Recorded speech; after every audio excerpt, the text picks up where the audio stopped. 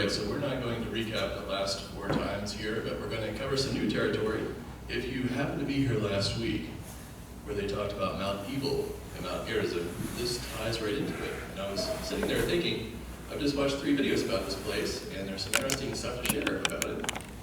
Recently, some stuff was discovered. So we're going to get to that. All right, so we're going to start with this chap's videos again, Expedition Bible.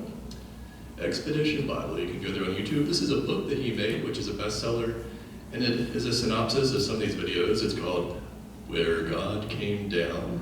Where God Came Down. His last name is Kramer, K-R-A-M-E-R.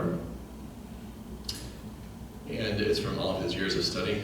So this video in particular is called Exploring Joshua's Altar in Israel. And this is what the guy looks like there, again. So first of all, near these 2 mountains is the town of Shechem, years ago. And we have discovered that town. It was an ancient biblical city in Israel. Today it's known as the Tel Balata. It's right in the middle of the town, another town called Nablus in the West Bank. It's between the mountains there, southeast of Samaria, and it means shoulder in Hebrew. And as we look at a little map here, we're going to zoom in, and we see Shechem there, and we see the 2 mountains around it, near Samaria, about 7 miles away from Samaria, and about 35 miles north of Jerusalem. All right, where the northern kingdom used to hang out there. Okay, and that is a synopsis of that. So this particular town has a lot of history to it. When Abraham made his journey to the promised land, the land of Canaan, he came to Shechem, and the Lord appeared to him, saying, I will give this land to your offspring. So Abraham built an altar to the Lord under the terebinth oak tree of Moreh at Shechem. The Bible says that at that time the Canaanite was then in the land. Also his grandson Jacob came to Shechem and built a well there, known as Jacob's Well. When he returned from Padan Aram in Mesopotamia, and he re-entered the land of Canaan, he arrived at Shechem. The Bible says that Shechem was a Hivite city, and Hamor was the chief at that time. Jacob purchased a parcel of field which contained the well that he had dug there, and later Joseph was buried there. Because remember, he wanted to be buried out of Egypt. When the land of Canaan was conquered and divided among the Israelites, Shechem was allotted to Ephraim, and finally assigned to the Levites as a city of refuge. You've heard of cities of refuge before? It was here at Shechem that Joshua gave his final words before his death. Basically, if you committed a crime and they were coming after you, go to the city of refuge and stay there. This was, of course, the place where the blessings and curses were uttered, as we talk about in Joshua chapter 8, verses 33 through 35. And remember, it's talked about in Deuteronomy, and Moses is telling them what they should do when they get into the land. Later, the judge Gideon's son, Abimelech, convinced the Shechemites to revolt and elect him as king in Judges 9, verse 1. Later, he destroyed the city and sowed it with salt. And if you sow a city with salt, you know nothing can grow. Later, when Solomon had died, all of Israel had assembled at Shechem, and his son Rehoboam was made king. It was also here at Shechem that the 10 tribes of Israel rebelled and turned from the house of David to follow Jeroboam, as 1 Kings 12:16 says. Shechem was made capital of the northern kingdom of Israel for a time. Later in the New Testament, Shechem is mentioned as a place of Sychar, people assume, where Jesus met the woman at the well in John chapter 4. Quite a history there. So a tell, is a site that they had to dig through there, just a large place. And people from Harvard 100 years ago dug through there, and then people from the University of Chicago, the actual town itself. Now here's something that Wikipedia had. It's this ancient cuneiform tablet, which was a letter from the ruler of Shechem, Lebayu, to the Egyptian pharaoh Amenhotep III, or to his son. And it's all the way from the 14th century BCE, so that'd be like the 1300s. And it looks like this, and if we zoom in, it looks like that. So it refers to this town. We'll go back there. Okay. Then there was a stele there, dated to the reign of Senusret III, way back. It records an early Egyptian military campaign, and it reads, Then Secman fell together with a wretched retinue, and that is thought to be the town of Shechem. And this is what that looked like, and you zoom in and it looks like that. All right, current day, this is what the town looks like there at night. And he's going to drive to the site, which the Palestinians also have claim over. At the town, the Mount Ebal actually has a military base at the top of it now, but it is mostly a desolate mountain. The other mountain, the mountain of blessing, Gerizim, is the one that is more appealing. But it is the town of Nablus nearby is in Area A. It's protected by the Palestinian military and the police. So he's walking there, parked his car. See a nice little wall there. He's going to look in the distance. You see a little hill, and you'll see how dramatic this mountain is later on. It's over 3,000 feet in elevation. But you see this little site here, and you see the Mount Ebal. Remember, this is the Mount of Curses, and we'll talk more about that. Joshua 8:30. Then Joshua built an altar to the Lord God of Israel in Mount Ebal. And it looks like, well, that's fine. It's cutting off a little bit less. That's fine. And Moses told them exactly what to do. As Moses, servant of the Lord, commanded the children of Israel, as is written in the book of the law of Moses, an altar of whole stones, over which no man hath lift up any iron. And they offered thereon burnt offerings unto the Lord and sacrificed peace offerings. So they weren't supposed to chisel these stones for an altar at this site. They were like field stones. And there's tons of stones all over the mountain if you go there today. And he wrote there upon the stones a copy of the law of Moses, which he wrote in the presence of the children of Israel. And all Israel and their elders and officers and their judges stood on the side of the ark, and on that side before the priests and Levites, which bear the ark of the covenant of the Lord, as well the stranger as he that was born among them. So even pretty much everybody around in the area. Half of them over against Mount Gerizim, and half of them over against Mount Ebal, as Moses, the servant of the Lord, had commanded before, as we talked about last week with David, that they should bless the people of Israel. And afterward he read all the words of the law, the blessings and the cursings, according to all that is written in the book of the law. There was not a word of all that Moses commanded which Joshua read not before all the congregation of Israel, with the women and the little ones and the strangers that were conversant among them. So in 1980, this chap who was an archaeologist who was born around this area, named Adam Zertal went to this place. People had looked on the other side of Mount Ebal, but not where he was looking. And he found a site and came back 2 years later. He decided to do his dissertation on this site, not knowing exactly what it was. But from 1982 to 1987, he excavated the site. And then the dirt from that site was placed in an area which people went through recently and found even more stuff by sifting through the dirt with a new process called wet sifting, which they didn't have the technology to do back then. And it's as high as 3,084 feet, this particular mountain. This is what he looked like, Adam Zertal. He passed away about 8 years ago.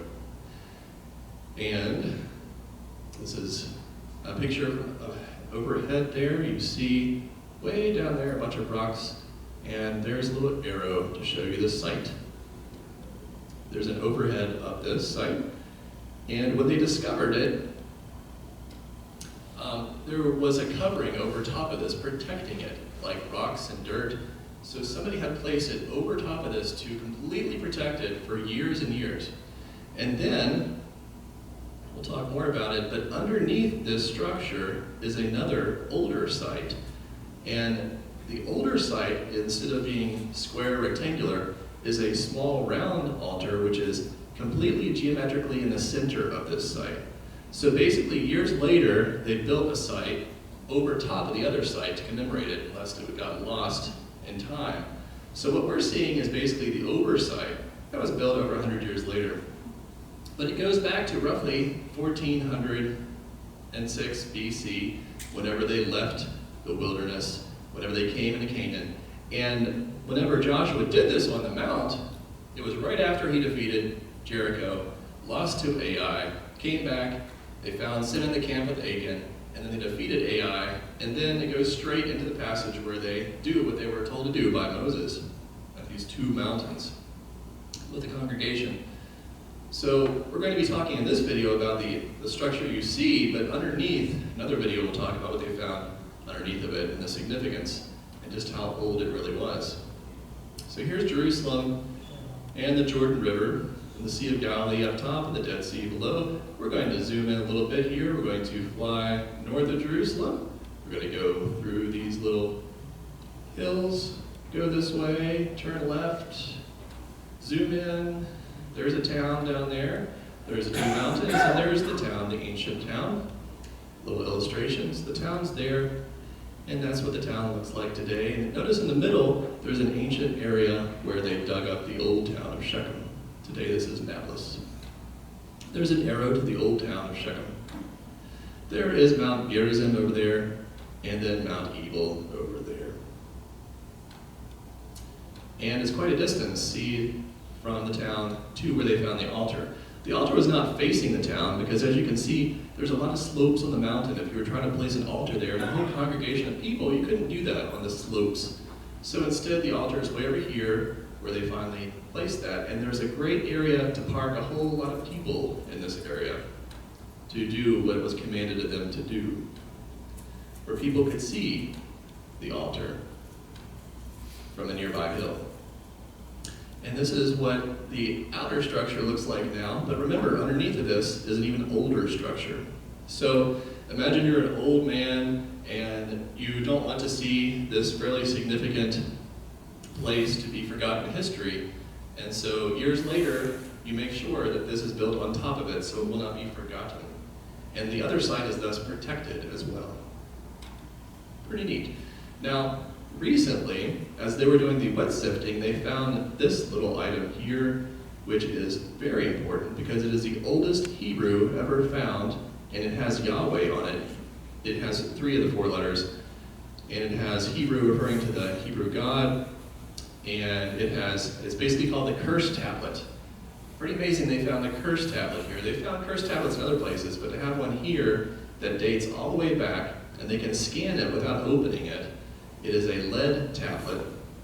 And even the book of Job mentions, we'll talk about how he wishes that he could write on lead with an iron pen, because that is what you can do back then.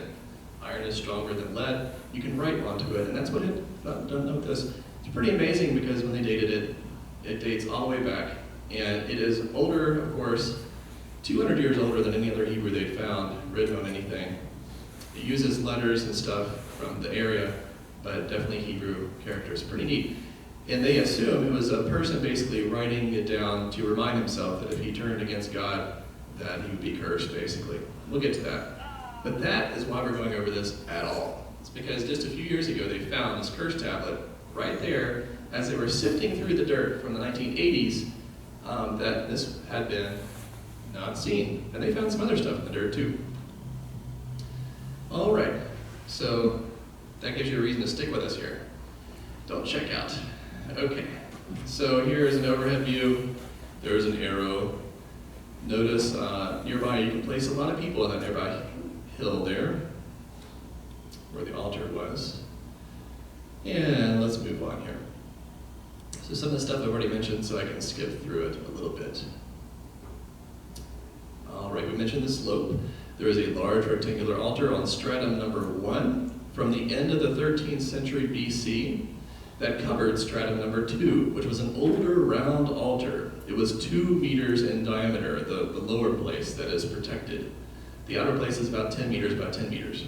So the lower place was even earlier.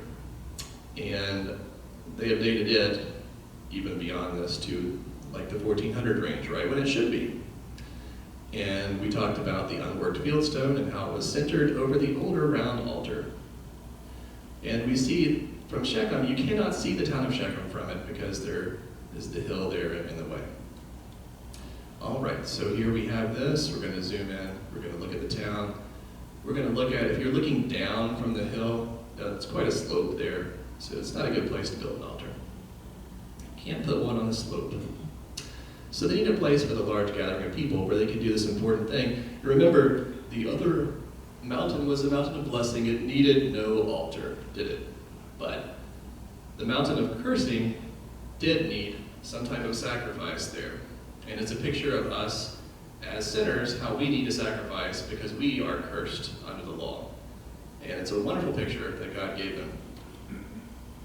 It is situated toward the east. Go back here. Okay, that's another picture of the top structure on stratum 1. And there's a ramp there. Interestingly, if it was not a Hebrew structure, it would have steps. If it was an altar to a false god, it would have steps. But they were not to do that. They were to have a ramp for their altars. So the ramp is actually of significance, and also the direction is of significance too, the way it's pointing. It's situated to the east. You mentioned the ramp on the western side, which the priest would walk up and face the east. And there's the ramp there. And that's a nice little view it has. The Bible did not specify that the altar must point toward Shechem whatsoever. It does mention other places items were to be situated toward the east or toward the sunrise, toward the sunrise. So it was a sacred direction back then. There is mention in this passage in Exodus 27 about the south side, the north side, the west side. Then he gets to the east side, and he uses this verse here to talk about, another translation mentions toward the sunrise when you look at that verse in Exodus. But regardless, he mentions how the tabernacle faced the east itself, whatever, and so they were referring to that type of thing as well. All right, I'm going to move on here. So here's the place, and here is this large area, and then here is another large area. You can fit a whole lot of people. Remember, half the tribes were going to be on one mountain, and half the tribes on the other mountain, and they even specified which ones. And it's quite a view. Let's see if we get an arrow. So you could fit people on there, and they could all look at the altar. Quite a large area. Ideal location. And there's an arrow to the altar. This is the old town of Shechem that you can see some ruins of. We'll talk about that later. After they had the ceremony on the mount, the sacrifice, they went down to Shechem to renew the covenant. Now, that overstructure has a lot of wonderful things inside of it that they've dug through, but remember, this altar they built was not going to be an altar that was going to last very long. Not going to be used very often. They were just going to sacrifice there and move on. But the overstructure was used, and we'll talk about how shortly. Deuteronomy chapter 27 talks about the passage from last week. Moses telling them exactly what they need to do, right? When they get there. It even mentions set up great stones and plaster them with plaster. They have found plaster there. They actually ship the plaster to a place, and they're going to look over that. There is a guy from Texas. Remember, we talked about the one dude, Zertal, he passed away, but now there's a guy from Texas that worked extensively at Shiloh, and then he decided he was going to also go through this dirt from this other site, which was promising, where they found that curse tablet, and they also found a bunch of plaster that they shipped off, and they're going to analyze that. It's never been exposed to infrared light or other types of examination. They're going to see if they can find some inscriptions in the plaster as well that they found. Pretty fascinating stuff. And they sent the tablet to the University of Prague, and it took a whole team of people to try to figure out what it said inside of it, because you know they can digitally do that now. Computers are pretty amazing with that. So Deuteronomy chapter 27 talks about what they were to do. And you remember that? Deuteronomy chapter 27. So the other mountain did not need an altar of sacrifice, but Mount Ebal certainly did. This is a picture of the stratum 1, the over place. That was, remember, just to get to those rocks, they had to uncover it and do quite a lot of excavation because it had been protected. So the protecting altar was being protected itself by another layer. Galatians chapter 3, verses 10 through 14, talks about how we are cursed, that we are under the law, and that Christ has redeemed us from the curse of the law, being made a curse for us. For it is written, "Cursed is everyone that hangeth on a tree." Verse 13 right there talks about that. Galatians 3:10, "For as many as are the works of the law are under the curse, for it is written, Cursed is everyone that continueth not in all things which are written in the book of the law to do them." We and all of humanity are on the mount of curses. We need that sacrifice. And Christ is the one who became sin for us. He made a curse for us as well. And with the finished work of Calvary, we can see why this whole picture was given to the people. So many things in the Old Testament point toward what was going to happen in the New Testament, right? This is another example. So let's move on to another channel called One for Israel Ministry. One for Israel Ministry. And they have a video called Pod for Israel where they talk about this more. So let's see what they talk about. This video is called Archaeological Find Upends Secular Academia. And this is a chap who is a tour guide who knows a lot about this in particular. His name is Ron Silverman. And this is another picture of the curse tablet which was found.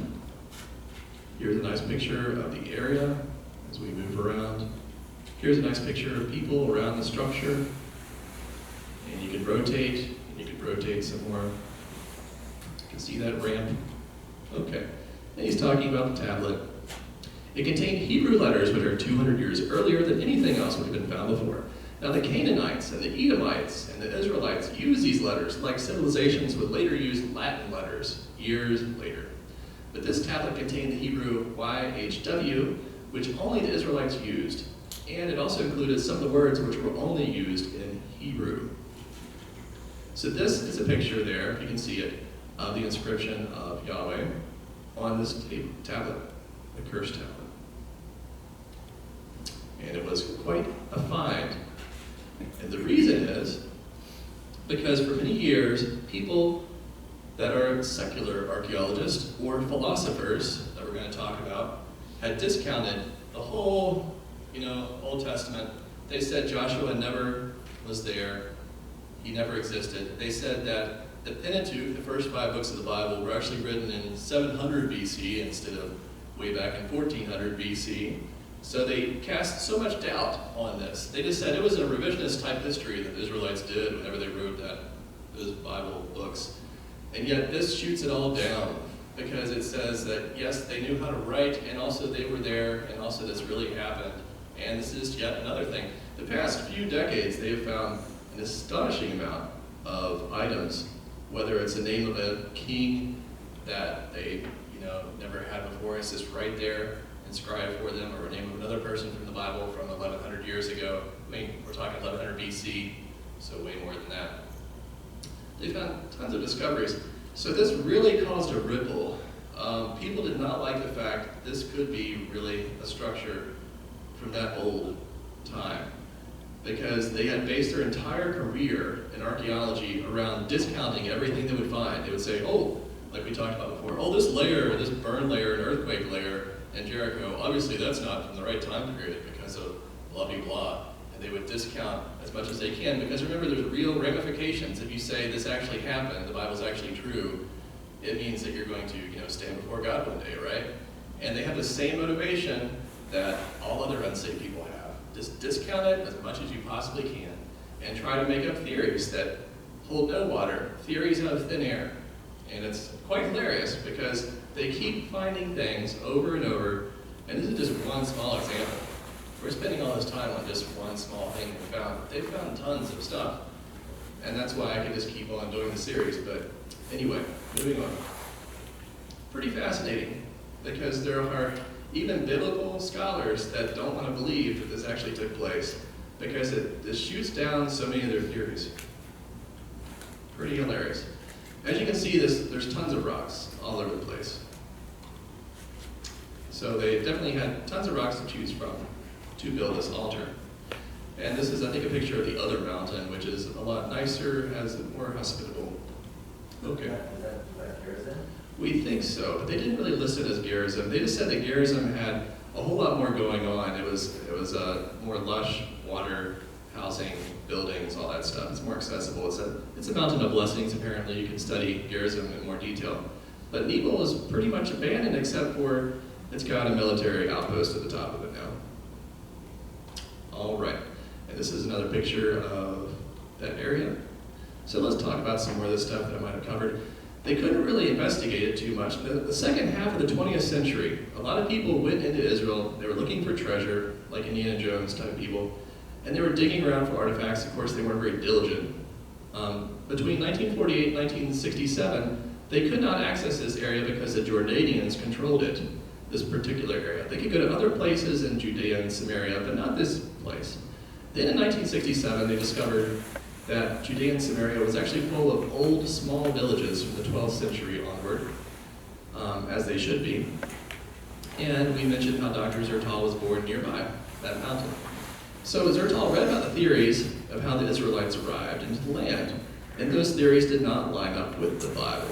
It's really fascinating that if you actually believe the Bible and you go there looking for things, like we were going to talk this week about the Tomb of David in detail. There's 2 videos about that, and I've got that lined up for some other time. But if you actually go there and look for stuff and where the Bible says it should be, you actually find stuff there, believe it or not. But of course, a lot of people don't use it as a starting point at all. So there was this German Bible scholar named Albert Alt, and he was one of the people who just discounted stuff. He said there was no historical Joshua. There was a quiet invasion of the land. They didn't really invade like the Bible said they did. There were no 12 tribes even until they actually renewed the covenant in Shechem. So just a bunch of crazy theories that people had. He had theories of sociology which did not line up with the Bible and how Israel came into being. It makes no logical sense how the nation of Israel came into being and took over the land. It's a supernatural thing which God ordained. And that's why people with their feeble minds cannot understand how this actually could happen. But he decided to check on the archaeology to see what it actually had to say. And he went up there in 1980, he saw a pile of stones and broken clay items from the Israelite period. So he did his dissertation on the site all the way until 1987, apparently. And here's another picture of it. We're going to rotate around. You can see the ramp. And there's another picture of the ramp right there. Remember, it did not have steps. It was not a standard place. He discovered a pile of stones was hiding something underneath of it. They found underneath of it a 10 meter by 10 meter area, which was not a house. They found a stage, a ramp, and large pits on both sides of the ramps. Remember, this had been built later on, apparently, so people had come back here and used it to sacrifice. The pits had tons of ashes and thousands of bones. The bones were only from kosher or clean animals. They were bones of sheep, goats, and deer. Deer were actually 20% of the bones. But there were no horses, donkeys, or pig bones, which would be unclean bones. So that is not an accident. It was not used as a non-Israelite altar, apparently. Then they also found some stone scarabs, like an Egyptian beetle, which is what they have in Egypt, of course. And in some Canaanite cities you can find those scarabs as well. But of course they had a strong connection to Egypt. They had just departed from there. He was told by a Jewish person who apparently pulled out the Torah and some other things that this site could actually be the altar of Joshua as he was digging around. There could not be steps at a Jewish altar, but a ramp instead, according to scripture, and pagan altars had steps. All right, there's a picture of that. There's an overhead picture, one of a few we're going to look at there. And remember, this is stratum 1, stratum 2 is even lower. And bad archaeologists also had theories that the Pentateuch and later books like Joshua were written in the 7th century BC, during the time of Josiah. However, those writers would know nothing about these important details, like the fact that there actually was an altar built on Mount Ebal from the 13th and 14th century. They just would not know all the details. They couldn't just make this stuff up. All right. So he invited a very prominent Israeli archaeologist who was associated with acquiring the Dead Sea Scrolls, figuring out the significance of the Masada area. This archaeologist was named Yigal Yadin, and he died in 1984. But before he died, he was invited by Zertal to go check out the site. And of course, he did not believe that it could be the site. He showed up with some American archaeologists. At the end of the day, he said, maybe it is an altar, but maybe it could be a watchtower, which does not really make sense. Because this one site would basically upend all of his theories, all of his beliefs. They were not going to let that happen. So in 2019 to 2020, in like December and January, a Texas person named Dr. Scott Stripling excavated the altar area further. And you can go online, and he has given many lectures on this because recently he talked about the cursed tablet that was found. So he gives many pictures. The next video is going to be of him, actually. We're going to see some of the pictures that he shares with the church. And he's going to go back there, and he's getting it published. Apparently in 2022, he was going to publish it all in an academic peer-reviewed journal. So people were waiting on that, but before that was even published, he wanted to share the news with a lot of people. So he found this older round structure underneath the square altar. And he thinks if you keep digging down, there's actually a lower stratum as well that even Kurtal did not properly date. So he sifted through that soil. He found small lead piece in the piles, and the lead piece was sent away to be deciphered. It took a while to be deciphered at the University of Prague. On it was a most ancient Hebrew inscription with the Hebrew word for cursing and the name of YWH on it. So we're going to go now to this channel called Associates for Biblical Research. Associates for Biblical Research, and they have a lot of videos about this cursed tablet. He is dealing with him. And this video is called Major Finds from Mount Evil, featuring him. This is what he looks like talking about it. And this is what the Hebrew for curse looks like as they see on this tablet. It's a roar, and it looks like that. And it was all over this tablet. This is a picture of the tiny tablet. It's about 2 centimeters by 2 centimeters, not too large at all, folded as well, made out of lead, but you can inscribe on that. And it was quite old. It could even be that, well, anyway, it said this: cursed, cursed, cursed, cursed by the God Yahweh, you will die cursed, cursed you will surely die, cursed by Yahweh, cursed, cursed, cursed. So it could be a warning to the person they really need to heed what they were told to do. But again, it's a amount of cursing.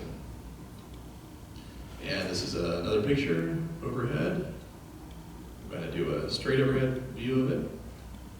And this is what he looks like when he's out in the field at another site. All right. The tablet discovered was written about 1500 BC, which would be proof that the Hebrews were writing in the same stylistic and linguistic manners in which the Bible was written. So they actually had the ability to write the Bible way back when the Pentateuch was written. We now have the name Yahweh, the biblical God of Israel, and an inscription dating from the late Bronze Era II, which is earlier than many skeptics would argue that the Bible existed, or that there was even the ability to write down a sacred text. The artifact is at least 200 years older than any other Hebrew text in existence, and 1,350 years older than the Dead Sea Scrolls. 1,350 years older, according to what he was saying here. One can no longer argue with a straight face that the biblical text was not written until the Persian period or the Hellenistic period, like the time of Josiah, as many higher critics have done. When here we do clearly have the ability to write the entire text at a much, much earlier date. The tablet measures 2 centimeters by 2 centimeters in size. It is classified as a defixio, which is Latin for cursed tablet. It's not the first time they found a cursed tablet, but its location and its depth and all that is quite significant. The tablet was folded in half, so in order to read the text without destroying it, he formed a collaboration with 4 scientists from the Academy of Sciences of the Czech Republic and 2 epigraphers to read the text. The curse was proudly directed back at the author as a reminder to himself of God's wrath should he fail to submit to the will of God. The author most likely used an iron stylus to scratch the words into the lead.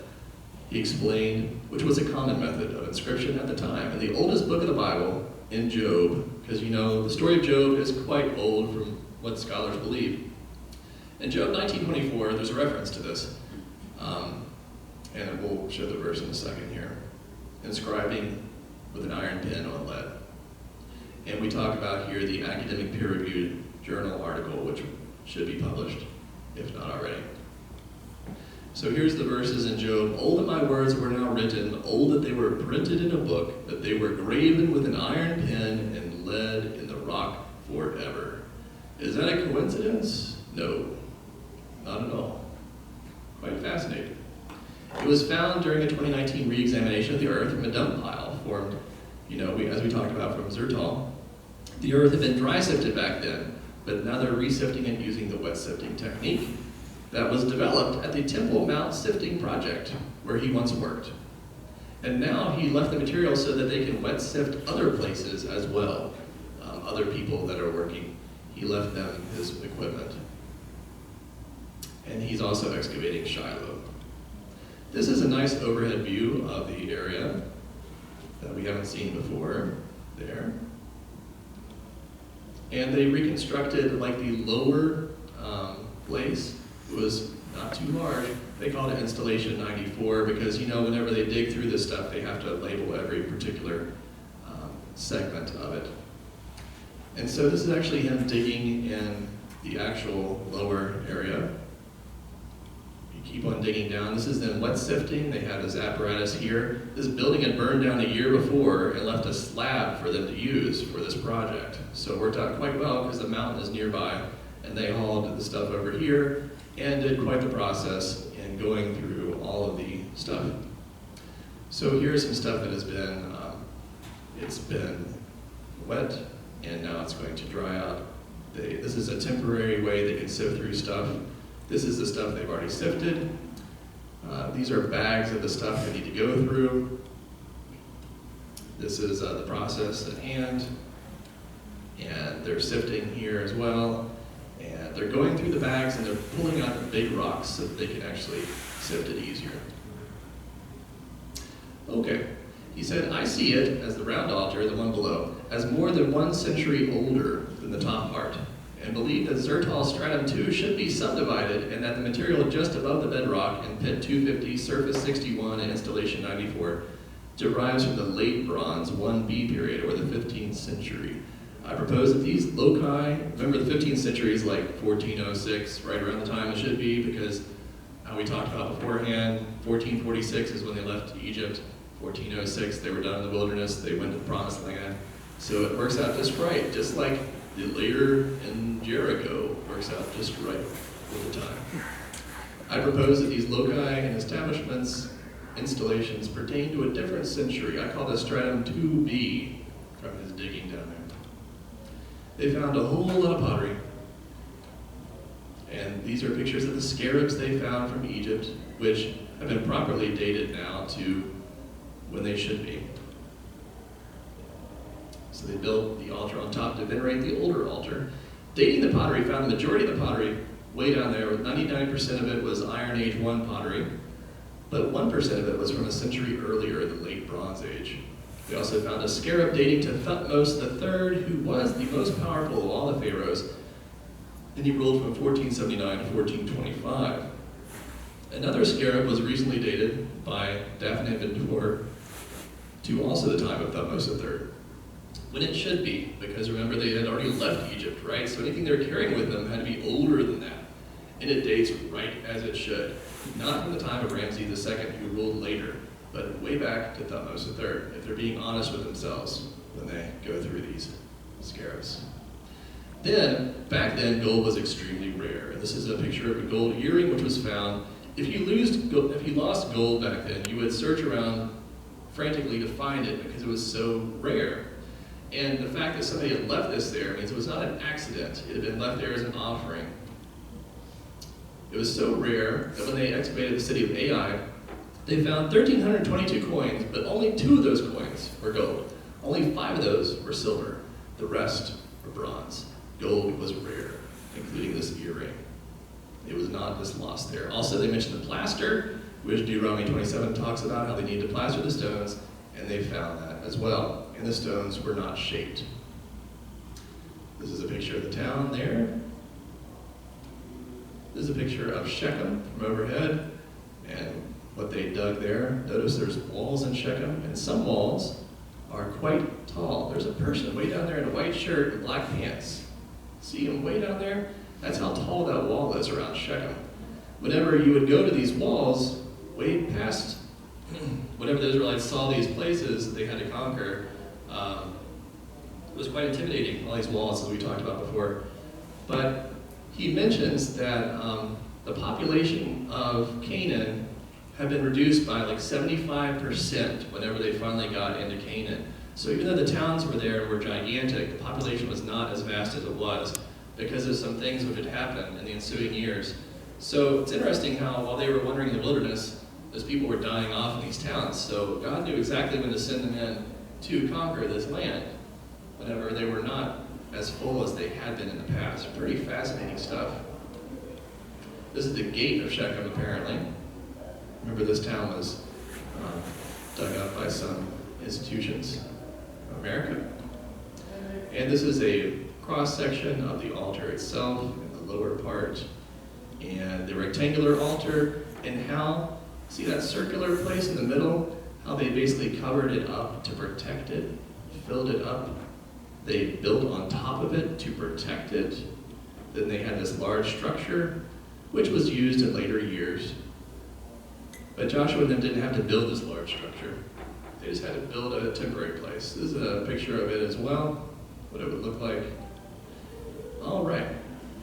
And then they talk about that tablet and the words in the tablet. There's 2 lines of text. The text is Hebrew. The first letter is Aleph. The basic Hebrew word for curse is aror, which begins with Aleph. And then we go on. Here's something interesting. Okay, you made it this far, guys. Good job. Now, this was a blade they found way down there, and it was rounded because they were not supposed to be able to use sharp blades when they killed the sacrifices because it was cruel. So they had to basically like slit the throats of the animals and such to cause less pain. And that's what they found. They found round items that could be used to kill the animals in a way that was more humane. But then they also found pieces of flint, like that on the bottom right, and pieces of flint there. And they also found this interesting little item which had man-made holes on it in a particular pattern. And this is an awl.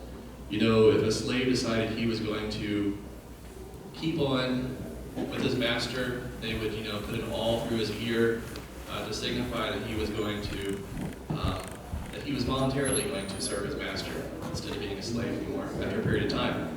And that was also found there. Now here's a funny little quote, because this professor, Larry Stagger, said, "If there is an altar on Mount Ebal, as Zertal claims, we biblical scholars should all go back to kindergarten." Because it undermines a lot of people and a lot of their theories, which obviously were not biblical theories whatsoever. This is what happens whenever you undermine the Bible and think that your little theories are better than what's recorded there. You are made a fool. And now there are so many people over the past few decades that have been made a fool that it just completely undermines. It's sort of like the Egyptologists who have theories and then they keep digging around and find, no, that's not how it worked at all. They were just theories. So this has really caused a stir in the past few years. This cursed tablet on Mount Ebal. There's tons of videos on it. You can see this guy give a lot of lectures on it and such as he's presenting this. And it's quite a fascinating thing. So we talked about some other inscriptions that were found from years and years ago and the past few times, but he mentions the fact that this is an issue that the scholars have, the philosophers have an issue with it, but we can trust in the Bible because they're just going to keep finding more stuff. He said currently, years ago, like 80 years ago, only 1% of Israel had been really excavated, ancient Israel, and now they're only about 5% that's been excavated. So when they find 2 synagogues in the same town, whenever they thought the synagogues weren't even there in the area, whenever they find all these things, it just keeps proving the Bible to be true. And that's the whole point of this, right? Is that the Bible is not just fairy tale. You go to certain educational institutions in America, and they or across the world, and they will just try to shoot as many holes in the Bible as they can because it is convicting. So we'll end with that, and thank you for your good attention.